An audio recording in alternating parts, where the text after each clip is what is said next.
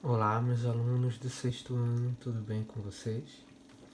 Então, professor Fernando Rodrigues trazendo para vocês aí uma nova aula de história com slide, dessa vez sobre as civilizações do mar Mediterrâneo. E a primeira dela, os hebreus, que é um povo que vocês devem conhecer bastante, porque é o povo que está relatado no Antigo Testamento da Bíblia, né? Muito já se foi produzido sobre eles em filmes, séries de TV, desenhos animados, dentre outras produções. Então o que vocês vão ver aqui pode ser muito familiar para vocês. Então vamos lá. Os primeiros registros do povo hebreu datam de aproximadamente 2000 a.C. na região da Mesopotâmia. Então, comparando os hebreus com os egípcios e os mesopotâmicos, por exemplo, os hebreus é um povo relativamente bem recente, se a gente levar em consideração que os primeiros agrupamentos humanos que surgiram às margens do rio Nilo e as margens do rio Tigre e Eufrates datam cerca de 8000 a.C. Emigraram para a Palestina, próximo ao atual Líbano. Essa civilização se desenvolveu principalmente pela existência do rio Jordão, que possibilitava a realização de atividades comerciais. Então tá aí, gente, mais um povo que pôde se estabelecer em um local e desenvolver a sua civilização, mas graças à existência de um rio. Se a gente lembrar bem, na Mesopotâmia tinha os dois rios, o Tigre e o Eufrates, e no Egito o rio Nilo. E assim como nesses povos, os hebreus eles tiveram vantagens por conta da presença do rio Jordão nessa região chamada Oriente Médio, que é uma região de característica bem desértica. Uma maneira de conhecer algumas características dos hebreus é pela leitura da primeira parte da Bíblia, como eu tinha falado, chamado de Antigo Testamento, que constitui a chamada Torá, texto fundamental da religião hebraica. Então a Torá ela é especificamente os 5 primeiros livros da Bíblia: Gênesis, Êxodo, Levíticos, Números e Deuteronômio. Os judeus, forma como também eram chamados, foram o primeiro povo monoteísta da história. A gente tem estudado até agora, por exemplo, os mesopotâmicos, eles eram politeístas, os egípcios também eram politeístas, então eles acreditavam em vários deuses. Já os hebreus, eles são o primeiro povo a desenvolver uma crença em um único Deus. Então, ali no que a gente chama de crescente fértil, que vai do Egito à Mesopotâmia até as bandas da Índia, os hebreus eles estão cercados de povos politeístas, enquanto eles desenvolveram uma crença monoteísta. Mono quer dizer um ou único, teísta, divindade, Deus. Então, uma curiosidade: na época em que os hebreus chegaram à Palestina, a Palestina é a região onde hoje se situa Israel, havia diversos povos habitando o território. Então, quando os hebreus chegam à Palestina, existiam os cananeus, os filisteus, os arameus e tantos outros povos naquela região. Alguns deles vocês devem conhecer por conta das histórias da Bíblia, como os filisteus, por exemplo, né? Os arameus se destacavam porque seu idioma era utilizado por todos os comerciantes do Oriente Médio. Inclusive, se você pesquisar um pouco sobre a língua da época de Jesus, mais importante era o aramaico. Então, eu falei da Palestina e agora apresento o mapa para vocês. Então, a Palestina é esse círculo claro, branco, e a gente percebe que no norte existe a Fenícia, a Mesopotâmia, e ao sul o deserto arábico, e mais ao ocidente o Egito, certo? Então, observem lá que dá para ver o rio Tigre e o rio Eufrates na Mesopotâmia, o rio Nilo no Egito e lá o rio Jordão. Bem, gente, no início de sua história, os hebreus se organizavam em tribos lideradas por chefes e seu modo de vida era rural. Então, predominava-se as atividades rurais, mas também algumas outras que vamos ver na frente. Mas é muito comum você encontrar nas histórias da Bíblia, por exemplo, pastores de ovelhas, às vezes colheita de trigo.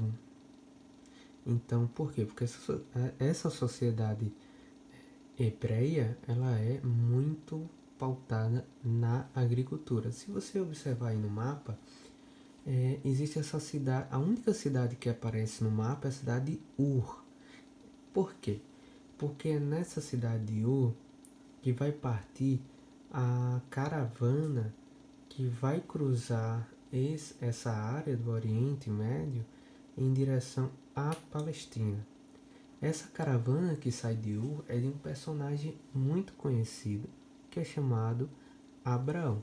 Então, Abraão, que é o fundador desse povo hebreu, ele sai com sua caravana da Mesopotâmia, da cidade de Ur, onde ele nasceu, e faz toda uma peregrinação até a Palestina, que é chamado de Terra Prometida. Então, dedicavam-se ao cultivo do trigo, azeitona, uva, além do pastoreio de cabras e ovelhas, como a gente vai ver muito na Bíblia.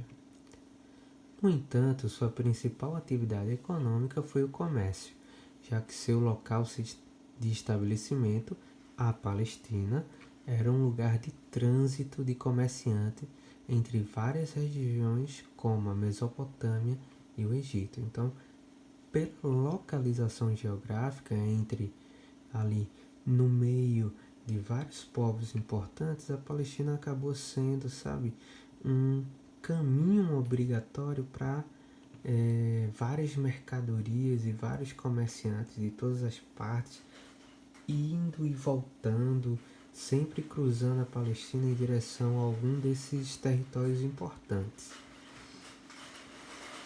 Então vamos falar um pouquinho das fases da história dos hebreus. Como é que tudo começa?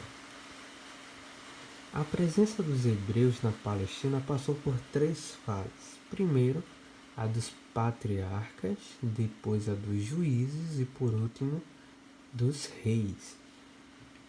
A primeira, que é chamada de patriarcas, foi uma forma de organização política em que os líderes das grandes famílias exerciam variadas funções na sociedade. Então, eles poderiam ser chefes militares, poderiam ser sacerdotes na religião e também um líder político. Patriarcas eram sempre o homem mais velho de cada família. E dentre todas as famílias existia um patriarca mais importante. E esse patriarca mais importante era que liderava todas as famílias. Então, o primeiro grande patriarca da história dos hebreus vai ser Abraão, que vai sair de Ur. É só você observar aí nesse mapa esse caminho vermelho que Abraão e sua caravana percorreu até chegar à Palestina. Os mais importantes patriarcas foram Abraão, Isaque e Jacó. A descendência de Jacó vai dar continuidade a essa linhagem de patriarcas. De acordo com as crenças hebraicas, Abraão, por volta de 1800 a.C., recebeu uma mensagem de Deus para que guiasse seu povo até a chamada Terra Prometida, também chamada de Canaã. Essa Terra Prometida, essa Canaã, é o que chamamos de Palestina, como a gente viu nos mapas anteriores. O acordo era de que, se Abraão conseguisse tal feito, ou seja, levar um povo escolhido para Canaã, ele seria o líder de uma nação que dominaria todas as terras, desde o rio Nilo até o rio Eufrates. Então, a promessa de Deus para Abraão era que ele seria pai de uma numerosa nação. Os últimos patriarcas, nós vimos os 3 primeiros e vamos ver os últimos. Após cerca de 100 anos, 1700 a.C., parte da população migrou para o Egito fugindo da fome. Talvez você já tenha ouvido ou assistido alguma coisa sobre essa história, que é a história de José e seus irmãos. O José, que é vendido como escravo para o Egito, se torna vice-rei do Egito e manda trazer o seu pai e sua família para que morasse com eles. Depois da morte de José, entra no governo um faraó muito ruim que começa a escravizar o povo hebreu. E aí essa escravização vai durar 300 anos. E 300 anos depois, os hebreus foram escravizados e ficaram nessa condição por 200 anos, até que o último patriarca, chamado Moisés, os guiou de volta à Palestina. Outra história também muito conhecida que vocês já devem ter assistido. Se vocês não assistiram, procurem esses 2 filmes, José, o Rei dos Sonhos, e O Príncipe do Egito, que são filmes incríveis para entender como começa a história dos hebreus. A segunda fase da história dos hebreus se chama Juízes, que com certeza vocês devem conhecer algumas histórias desses juízes. Então, quando Moisés leva o povo para a Palestina, é importante dizer que Moisés não chega a entrar na Palestina porque ele morre antes, e no seu lugar entra um rapaz chamado Josué, e é Josué que vai conseguir entrar na Palestina com o povo vindo do Egito. Então Moisés é o último patriarca e Josué é o primeiro juiz. Para evitar uma possível desorganização do povo hebreu, uma nova instituição política foi estabelecida e os hebreus passaram a ser governados pelos juízes. Nessa segunda fase da história dos hebreus, os juízes tinham a responsabilidade sobre assuntos militares e religiosos. Além de militares e religiosos, eles tinham o poder de julgar e aplicar as leis como um juiz de fato. Podem ser destacados Jefté, e aí uma coisa muito interessante que a gente vai ver poucas vezes na história de qualquer povo do Oriente Médio e do próprio povo hebreu, uma mulher assumindo um papel de liderança. No caso Débora. Débora vai ser uma juíza que vai ter muito respeito dentro do povo hebreu, inclusive aí liderando até batalhas. Tem Gideão. Para quem não conhece a história de Gideão, Gideão é responsável por fazer feitos incríveis, como derrotar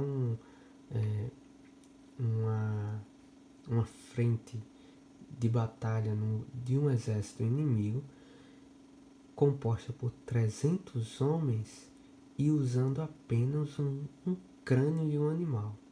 Olha só, ele vencer 300 homens usando um crânio de animal como arma. Com certeza vocês devem lembrar do mais famoso juiz, que é Sansão, o homem que acreditava ter forças sobre-humanas porque ele tinha um voto com Deus de nunca cortar os cabelos. E aí, traído pela sua namorada, né, que era do povo inimigo, ele corta-se os cabelos dele, ele perde as forças.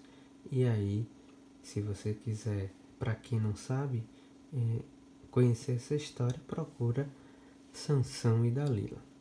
E por último, o último dos juízes, chamado de Samuel, é Samuel que vai ao encontro de coroar, de escolher não, mas de ouvir de Deus qual era a escolha dele para assumir a próxima fase da história dos hebreus, que no caso é a monarquia ou o reino de Israel. Então, esse sistema administrativo, no entanto, logo foi substituído pela centralização política com a instituição da monarquia. Se você lembrar bem que eu falei no começo dessa videoaula, monoteísmo quer dizer único Deus. Monarquia tem a mesma origem, que quer dizer um poder exercido por uma pessoa. Então, monarquia quer dizer o reino. Então, é um reino onde uma pessoa exerce o poder, que é o rei. Nessa terceira fase, Saul foi o primeiro rei dos judeus e formou um exército permanente para lutar contra o seu maior inimigo, que eram os filisteus. Os filisteus, vocês podem ver aí no mapa, eles ocupavam grande parte da Palestina. E aí, desde a época dos primeiros juízes, que filisteus e israelitas eles disputam a Canaã. E aí, graças ao rei Saul, os filisteus começam a ser dominados pelos os israelitas. Mas é com Davi, o sucessor de Saul, que os filisteus vão ser quase que completamente dominados. E é com Davi que o reino de Israel vai atingir uma proporção muito grande do que era na época dos juízes. Então Davi, aquele menino pastor de ovelha, que derrotou um gigante com uma funda, com pedras, é esse Davi que vai se tornar o rei de Israel e vai levar o reino de Israel a sua fase mais importante. Durante seu reinado, os hebreus expandiram o território, conquistando a cidade de Jerusalém. Quando Jerusalém ela é conquistada pelo exército do rei Davi, Davi transformou Jerusalém na capital de Israel. Não só a capital política, onde morava o rei e todas as autoridades, como também a autoridade religiosa. Então, olha, vai ser em Jerusalém que Davi vai mandar construir o grande templo. Esse templo não vai ser construído no seu reinado, porque ele morre antes de ver esse plano ser colocado em prática. E aí, esse feito fica para o seu filho Salomão. Já Salomão, filho de Davi, estabeleceu relações comerciais com o Egito e a Babilônia, ampliando essas trocas com os povos da região. Então, se Saul ele consegue empreender as primeiras derrotas mais significativas aos filisteus, e Davi consegue estender as fronteiras do reino de Israel a um limite bem grande, Salomão consegue desenvolver o reino de Israel como um dos reinos mais ricos do Oriente Antigo. Então, o problema, e também ele é responsável por construir o grande templo de Jerusalém, como o pai dele, Davi, tinha sonhado. Mas com a morte de Salomão, o reino foi dividido em dois, e dividido entre os seus dois filhos, chamados Jeroboão e Roboão. Então, a parte sul, que é a parte amarela, que fica a cidade mais importante de Israel, a capital e até o templo de Salomão, vai ser chamado de Reino de Judá. Esse Reino de Judá vai ser composto por 2 das 12 tribos de Israel. Nesse Reino de Judá vai ser composto pela tribo de Judá e pela tribo de Benjamim. Ao norte vai ser chamado de Reino de Israel, composto por as outras 10 tribos hebreias. Então, se o reino de Judá tem a cidade de Jerusalém, o reino de Israel tem a cidade de Samaria. Daí você vai ver várias passagens da Bíblia colocando que israelitas e judeus não se entendiam, porque apesar de terem a mesma religião, falarem o mesmo idioma, eles eram reinos distintos e até bem com bastante inimizade. Isso só dava uma pausa quando era os períodos das festas mais importantes da religião hebraica, onde as pessoas do reino de Israel, eles desciam para a cidade de Jerusalém para participar dos festejos. Esses pequenos reinos não resistiram ao poder dos assírios, sendo conquistado em 721 a.C., mais tarde em 558 a.C., com o domínio babilônico sobre a Síria. Os hebreus também foram subjugados por esse império. Então, enquanto os hebreus estavam ali unificados, tudo certinho, eles conseguiam resistir à invasão de reinos estrangeiros. Com a divisão do reino em dois, isso ficou bem mais difícil, porque o que era um reino forte acabou se tornando aí dois reinos bem fragilizados, que foram de fácil dominação. Então, a religião dos hebreus, o que é que chega para os dias atuais dessa época? Sobre a tradição hebraica, é possível destacar que Deus não podia ser representado por imagens, e você vai ver isso nos 10 mandamentos, e até hoje a religião judaica proíbe essa prática. Na época de Salomão, o culto a Deus, que também é chamado de Iavé em hebraico, era realizado pelo sacerdote, que hoje ele é chamado de rabino. Talvez você já tenha visto um senhor de barba, todo de preto, com um chapéu preto. Ele é chamado de rabino, é ele que conduz as celebrações e a leitura dos textos sagrados nos templos judaicos. Diversas festas e rituais foram introduzidos no calendário religioso, sendo as principais a Páscoa, que é diferente da Páscoa do cristianismo.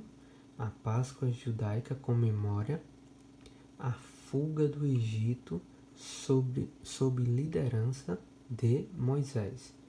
Então, a Páscoa judaica comemora a libertação do povo hebreu do cativeiro do Egito. A festa de Pentecostes, que é diferente da igreja cristã também, na festa de Pentecostes os judeus comemoram o momento em que Moisés recebe de Deus as tábuas dos 10 mandamentos. E também a festa dos tabernáculos para recordar os tempos do deserto, onde quando o povo hebreu estava indo para Palestina, foi feito uma espécie de templo móvel, porque como eles tinham que estar andando, eles tinham que fazer um templo que pudesse ser carregado de um lugar para outro, chamado de tabernáculo. E esse período é comemorado nessa festa. Além disso, havia o sabá, um sábado religioso em que todos deveriam descansar, até mesmo os escravos, marcando o 7º dia da criação divina.